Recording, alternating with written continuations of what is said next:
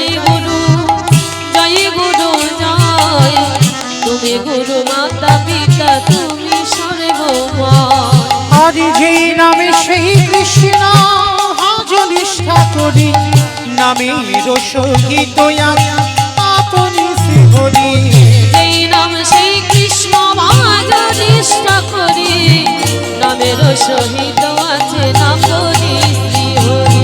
আর সত্যতে নারায়ণ তাতে রাম, দাপরেতে শ্রীকৃষ্ণ করিতে ভগবান। জয় গুরু জয় গুরু জয় গুরু জয়। তুমি গুরু মাতা পিতা তুমি সর্বময়। একেবারে গুরু চরণে আশ্রয় করলেন সুদামা। আর যেই না গুরুদেবের চরণটা ধরেছে, গুরুদেব বলে বলেন, আরে কে কে তুই? এমন করে আমার পা দুটো জড়িয়ে ধরছিস কেন? কে তুই? দূরে দাঁড়িয়ে দাঁড়িয়ে কৃষ্ণ আমার হাসছে। সুদামা, আমি চলে এলাম বলে তুইও থাকতে পারলি না, তুইও চলে এলি গুরু আশ্রমে। কৃষ্ণ গিয়ে বলছে, গুরুদেব গুরুদেব, ও আমার সুদামা, ও ব্রাহ্মণ ঘরের ছেলে, খুব ভালো ছেলে। গুরুদেব তোমার চরণে আশ্রয় দাও। শোনো কৃষ্ণ, তোমার কথা মতো ওকে আমি আশ্রয় দিলাম, তবে মনে রেখো, যদি কোনোদিন অন্যায় করে ভুল কাজ করে, সেদিন আমি ওকে এখান থেকে বের করে দেব। কৃষ্ণ বলল, গুরুদেব আমার সুদামা কোনোদিন ভুল করতেই পারে না, অন্য কোথাও তোকে রাখবো না। যতদিন সুদামা ছিল না মা, ততদিন কৃষ্ণকে ছেলের জায়গা দিয়েছিল, আর সুদামাকে পেতে কৃষ্ণকে ঠেলে দিচ্ছে। মনে রেখো মা, এ জগতে যারা কৃষ্ণকে ঠেলে দেয় তাদের কি দুর্দশা হয় দেখো। আজকে লীলার মধ্যে প্রকাশ পাবে। তো আজকের সুদামা গুরুমার কাছে থাকে, কৃষ্ণ অন্য জায়গা থাকে। আশ্রয় পেয়ে গেল সুদামা আশ্রমে। কিছুদিন আশ্রমে থাকার পর গুরুমা বলছে, কৃষ্ণ রান্নাশালে একটাও কাঠ নেই বাবা, একটু কাঠ কুড়িয়ে এনে দে তো দেখি বাবা। হায়রে, যে বিশ্বের স্রষ্টা মালিক ভগবান, সে যাবে বাগানে কাঠ কুড়াতে? এটাই জীব শিক্ষা মা। শুধু আমরা ওই যে গুরু আশ্রয় করে গুরু মন্ত্রটা নিয়ে, সে বছর অন্তর একবার গুরু দেখা হয় কি না হয় তার ঠিক নেই, কিন্তু না, এটা গুরু দীক্ষা নেওয়া নয়। দীক্ষা মন্ত্র যখন নিয়েছ, গুরু আশ্রয় যখন করেছ, গুরু সেবা করতে হবে। গুরু সেবাটা কেমন? কৃষ্ণের কাছ থেকে শিখে নাও। আশ্রমে থেকে গুরু মা গুরুকে সেবা করছে। গুরুমা আদেশ দিল, যা বাবা কাঠ কুড়িয়ে আন। ভগবান সমাজকে শেখালো, আমি জগৎ গুরু হয়ে, আমি বিশ্বের স্রষ্টা মালিক হয়ে গুরু আশ্রমে থেকে, গুরু গৃহে থেকে কর্ম করছি। তোরাও যারা আশ্রয় করেছিস, তোরাও নিজের হাতে গুরু সেবা কর। তো আজকের কৃষ্ণ কাঠ কুড়াতে যাবি, সুদামা বায়না ধরেছে, আমা মা গো আমিও যাব না। বাবা না, আকাশ মেঘাচ্ছন্ন, টিপ টিপ করে বৃষ্টি পড়ছে, আমি তোকে পাঠাবো না। ও মা, কৃষ্ণ তো যাচ্ছে, আমি যাব, আমাকে অনুমতি দাও। ঠিক আছে, শোন, যাবার সময় একটা কথা বলি, কিছু কাঁচা ছোলা মা আঁচলে বেঁধে দিয়েছে, আর চুপি চুপি সুদামার কানে বলছে, এই যদি খিদে পাই তুই এই ছোলাগুলো খুলে একটু খেয়ে নিস, আর শোন কৃষ্ণকে দিবি না। কি বাবা, জানালা দরজা বন্ধ করে কিছু বলছেন, কেউ শুনতে পাচ্ছে না? সমাজে কেউ শুনতে না পাক, কিন্তু তার চোখে তুমি ফাঁকি দিতে পারবে?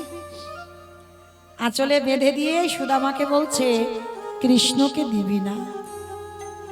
অভিমান হলো ভগবানের। গুরুমা, সুদামাকে ভালোবেসেছো ঠিক আছে, কিন্তু এতটাই ভালোবেসেছো, একটু ছোলা দিচ্ছ তাও বলে দিচ্ছ যেন কৃষ্ণকে না দেয়। ঠিক আছে, কিন্তু গুরুমা তুমি বললে কি হবে, আমার সুদামা তো আমাকে দিয়ে তবে খাবে। দুই বন্ধু কাঠ কুড়াতে গেছে। টিপ টিপ করে বৃষ্টি পড়ছে। মা সুদামা গাছের ডালে, কৃষ্ণ গাছের তলায় বসে আছে। আর সুদামা ডাকছে, কানাই আইনা, দুই বন্ধু গাছের উপরে বসি। ভগবান বলছে, দেখ আমি তো গাছে উঠতে পারি না। হায় রে, যে এক লাফ দিয়ে কদম্ব বৃক্ষের ডালে উঠে কালী ও নাগকে দমন করেছে, এক লাফ দিয়ে ব্রজগোপীদের কাপড় চুরি করে টাঙিয়ে রেখেছিল, পিড়ির উপরে পিড়ি দিয়ে তার উপরে দাঁড়িয়ে ক্ষীর শরণনি মাখন পেরেছিল, সে নাকি আজকে এর গাছে উঠতে পারে না। আজকে আঁচলে বেঁধে রেখেছে, আর ওই গাছের ডালে বসে না সুদামার খিদে পেয়েছে। পুটলিটা খুলে একটা একটা করে সুদামা ছোলা খাচ্ছে, আর ছোলার খোসাগুলো গাছের তলায় পড়ছে কৃষ্ণের সামনে। ভগবান মনে মনে ভাবছে, হ্যাঁ রে, গুরুমা যেটা বললো তুই সেটা করলি, তুই আমায় না দিয়ে তুই একলা একলা খেয়ে নিচ্ছিস। ঠিক আছে, হয়তো তোর খিদে পেয়েছে ওই জন্য খেয়ে নিচ্ছিস, তবে আমি তোকে জিজ্ঞাসা করব, সত্যি কথা বলিস তো ভালো, আর যদি মিথ্যা বলিস আমি তোকে ক্ষমা করব না। আর ছোলাগুলো খেতে খেতে মা সুদামা ছোলাগুলো সব খেয়ে ফেলেছে। ইচ্ছা, এবার কি হবে? কৃষ্ণ কোতে দোয়া হলো না। যাগে, কৃষ্ণ তো আর দেখতে পাচ্ছে না, ও যদি জিজ্ঞাসা করে আমি বলবো ছোলাগুলো সব পড়ে গেছে। ভগবান যেই না কথাটা এসেছে ছটকে উঠেছে,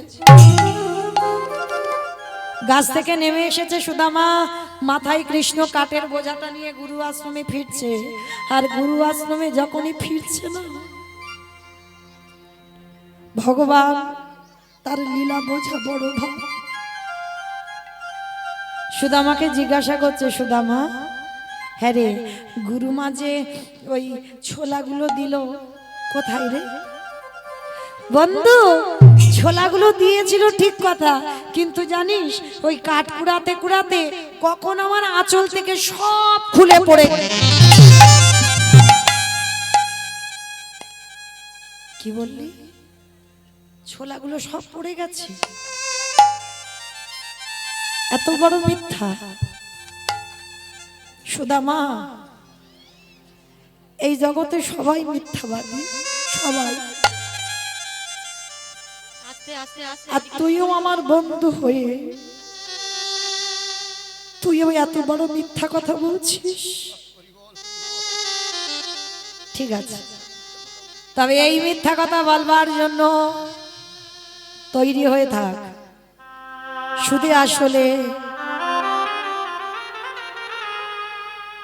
সময় মতো আমি সব পৌঁছে দেব।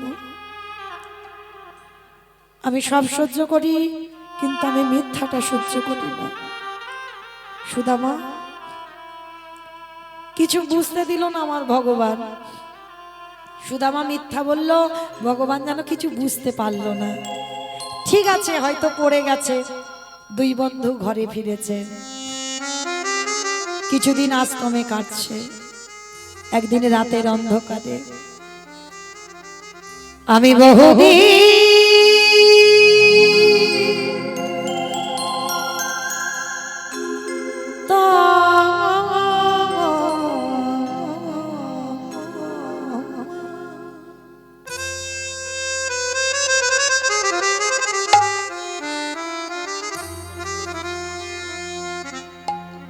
পথে ঘুরে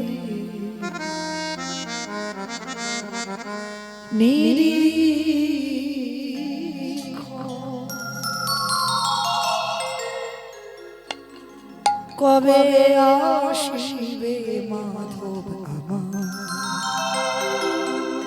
আমি করি বসে। আমি বহুদিন